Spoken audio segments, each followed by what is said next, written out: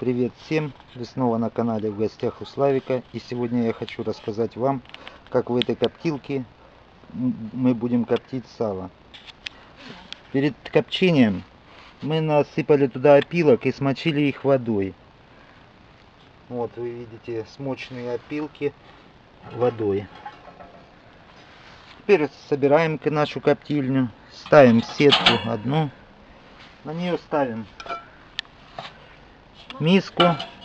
На миску устанавливаем нашу решеточку, на которую будем укладывать сало. Ну вот, как вы видите, я уже уложил сало и положил грудинку от курочки вместе с крылышками. Вот. Сало я перед копчением посолил вот сразу. Тут прям в коптильне солил. Вот, посолил сало, поперчил курицу, посолил ее. Вот. Теперь это все дело накроем крышкой и поставим на огонь.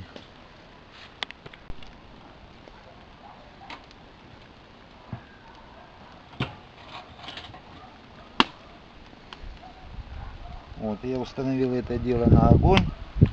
И будем теперь ждать, пока нагреется наша крышка. Когда нагреется крышка, будем отсчитывать время.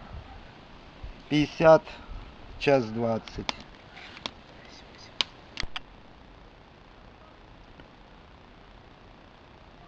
Вот так, друзья, мы смотрим, как происходит процесс копчения. Из-под крышки выходит дым, мы это прекрасно видим. Огонь медленный. Вот. И вот, друзья, мы сняли кастрюлю, потому что на огне открывать нельзя.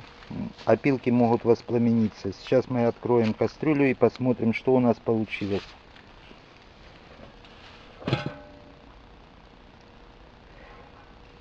Вот вы видите такой результат.